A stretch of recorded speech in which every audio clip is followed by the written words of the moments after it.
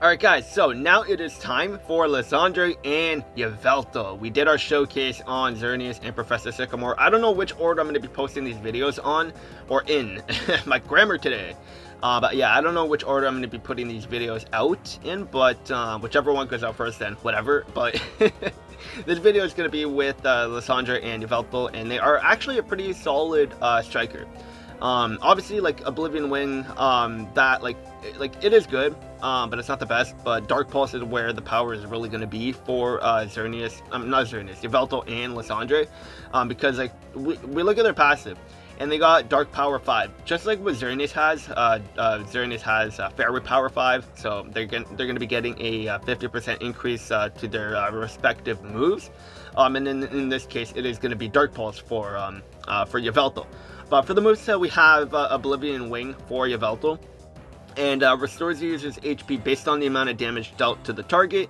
Each use restores up to half of the user's maximum HP. So like it is still a very good healing move for this guy, because any striker that can get healing on his moveset is going to be good and more viable, just because they're able to stay in battle a lot longer. And then we got X special attack increase, and then we got Dark Pulse. And then you got End the World, their training move. So charges the user's move gauge by 2, reduces the sync move countdown by 1, and sharply raises the user's critical hit rate and lowers his special defense and physical defense. So he is going to be vulnerable because you could use it twice. But if you have support, then you could avoid using his training move unless you really need move gauge. Then you could just go with that. But with the crit, you could just bring support and avoid using the training move if you really want to, because like you get special attack on like his moveset, so you don't need to go for his training move unless you actually need to use your move gauge. So yeah, like you don't need to go for that. But with Xerneas on the team with Yveltal, if you really want to, then you can go for this, get your crit up, and then you'll be fine, because Xerneas does max out everyone's stats with his training moves, so like you won't be in the negative with Yveltal, which is good. And then for his sync move, he has no effects there, but for his passive, he has recuperation, restores the user's HP after using his sync move, which is good. And then he has healthy healing, makes the user gradually heal itself if the HP is full when it enters the battle. And then we have Dark Power 5, which we already know about. And then for the lucky skill, I was only able to get Critical Strike 1 on him, but once I get Critical Strike 2, that is going to be replaced with that, so yeah. And then for the theme skills, everything is at level 1 again, just like with the Xerneas showcase. I like having these guys at 1 out of 5 for my original video, just so we can sort of get a general idea on what they are, like right when you get them, because obviously not everyone is going to be lucky enough to get like multiple copies. So like I try to get 1 out of 5 and then make a video, and then after I get more copies and then do 3 out of 5, then I make another video showcasing the 3 out of 5. But anyways, this is the team that we're going to be running with. We're going to be in the full force battle round 1, just nothing too complicating or intense, just to see what not Xerneas, but what Yveltal can do. And we already saw what Xerneas can do in the full force battle. Like he is good, he's good, but now he's going to be on the sideline just supporting Yveltal here. So let's just go into the battle and see what Yveltal can do. And when it comes to Yveltal and Xerneas, honestly, I prefer Yveltal's design. But in Pokemon Masters, no. In Pokemon Masters, I'm going for Xerneas. Like that, like they are insane when it comes to their power. That's for sure. They're like on another level. And a lot of people say that they feel Xerneas should have been the summonable sync pair, and honestly, I totally agree. Xerneas is just way better than Yveltal, personally, I feel, but still, nonetheless, like Yveltal is really good. A lot of people are saying like, oh yeah, Yveltal with their Oblivion Wing, like it's sort of lackluster, and yes, I can kind of agree. But more of their power is going to be coming from Dark Pulse, because of that, like their Dark Power, like the 50% increase, like that's where their power is really going to be relying in. But still, if you want to just go with Oblivion Wing, that's still going to be good, of course, because you get healing off of that, and it's still a decently high damaging move. Like he is not like anything insane like Xerneas, but he's more of like a balanced Saint Pair, like nothing too crazy. And I was kind of expecting that anyways, because like there's no way they're gonna make a striker that can heal this much do a ton of damage. It would just completely be broken. But then again, Xerneas exists as well, so like they could have made Yveltal really good as well. But they were like, nah, let's just make the free-to-play better than than the summonable Saint Pair. But yeah, we can see over here like he does do good damage right now. Like he's pretty solid. We only did get 2 special attack increases, but with Xerneas we were able to get it to the max. And then there we go. Pincer is just about down. And then we're gonna continue attacking with Xerneas. And then yeah, and then we'll just go from there. Like Oblivion Wing does quite a bit of damage. Not like too crazy, but like it's good to have the healing effect always, like I said.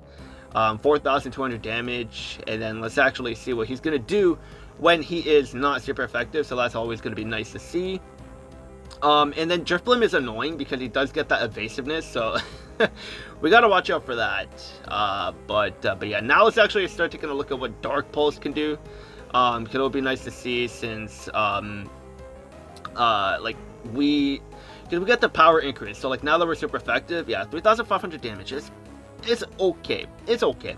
Not anything too crazy. Like I thought it would have been doing much more damage, but I guess not.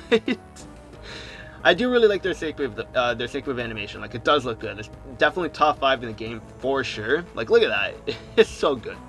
They did a good job on these synchros this time around. And I guess it kind of explains why they were a little bit lazy on Serena and Dawn. They put all of their monthly budget on these guys here. So, and the anniversary that's coming up. But yeah, like Yveltal, Xerneas on the same team, they're definitely very good. Like look at that, 4,800 damage. The number went up to, so that's very good. We didn't even get an MP refresh on Xerneas' training moves. That kind of sucks. I thought we did get the MP refresh, but I guess not. I guess my eyes were deceiving me. They were deceiving me. But yeah, we probably should heal up with Yveltal here. Yeah, we're gonna do that. Just because I don't want to really like mess around right here, even though this is only on part 1. But I don't really want to mess around. Cause even in part 1, like if you're not paying attention and you do something wrong, you could go down. But yeah, boom, there we go. 4,800 or 4,900 damage. So that's not bad. That's definitely not bad. But that's after like 2 or 3 sync moves though. So like this guy's gonna take a while to get built up.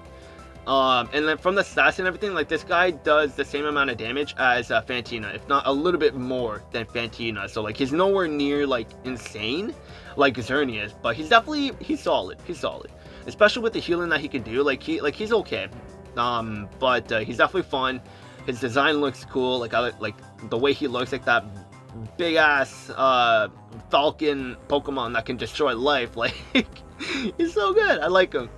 But like he's nowhere near Xerneas though. So if you want to skip on summoning for Yveltal, that I don't blame you.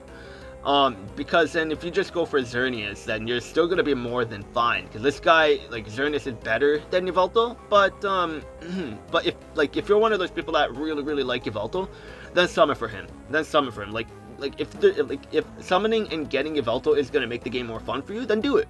Like that's what I did. I said I was only gonna go for 1 copy. I got him on the very first summon, but I really do like Yveltal and Lysandre, so I was like, you know what, let me just go for more copies if I can. But I made up my mind though, I'm not gonna go for any more, because after reading and thinking about it more, like the Master Sync pair that they revealed in the new dev letter this morning, they're gonna be on another level. So and I have a feeling it's gonna be Diantha, because with Xerneas coming to the game, like I feel Xerneas is a setup to help support Diantha and Mega Gardevoir. So that's what I feel, but I could be wrong.